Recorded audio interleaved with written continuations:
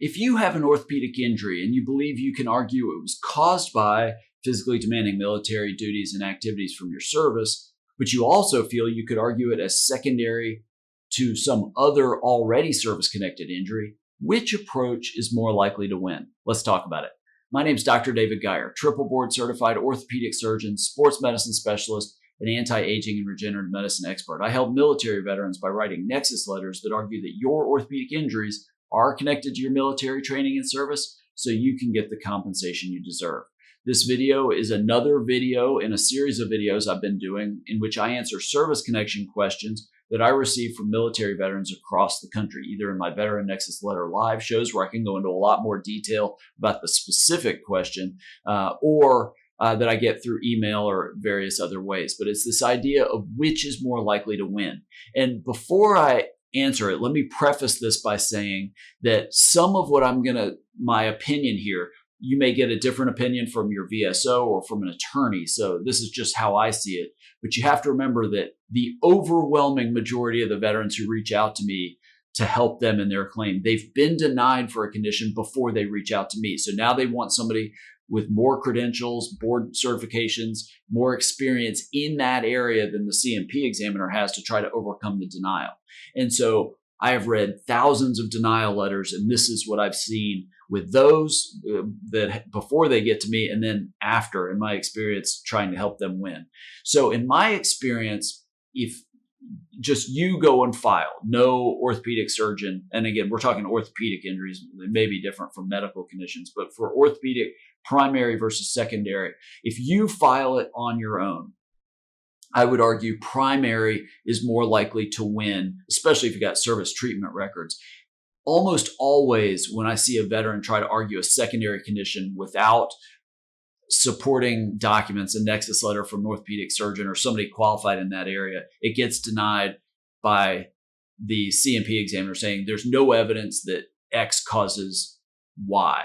There's no evidence that right knee arthritis causes left knee arthritis. That one drives me absolutely bananas, and I love to take that on. Or there's no evidence that a hip problem can cause issues in the lumbar spine.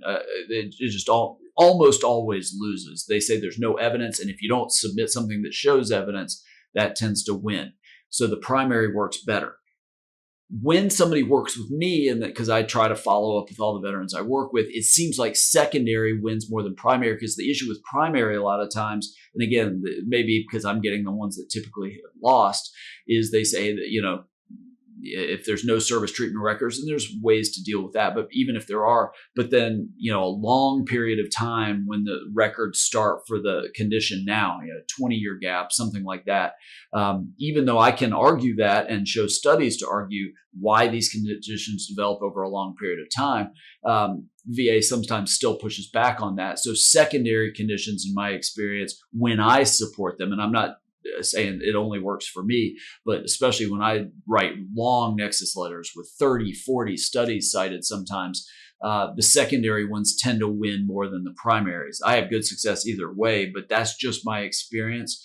Again, if you're doing this without somebody specialized in whatever area, all bets are off. But I think when you have somebody that can argue how one condition causes another is more likely to lead to this other condition, it's more likely to win. That's my experience. You may get different opinions from VSOs or from attorneys, but I've done this and worked with enough veterans and read thousands of denial letters. That's what I typically see. If you're interested in learning more about the disability claims process, you can get a free copy of an ebook I wrote, The 8 Most Common Reasons the VA Denies Service Connection for Disability Claims and How You Can Beat Them. Just click the link in the description below. And I'm creating a new giveaway. So if that's gone away, get the new one. I'm sure it's going to be very helpful for you. Make sure to subscribe to this video channel. Click the bell to be notified when I release a new video and when I start my Veteran Nexus Letter Live shows. If you're interested in a Nexus letter or DBQ or whatever you need for your injury or condition, click that link in the description below this video. You can read more about working with me and working with my team. We do everything we can to make the process simple and to make it as quick as we can for you. And I try really, really hard to write Nexus letters and do work that gives you the best chance of success in your claim. Thanks so much for watching, and I look forward to working with you.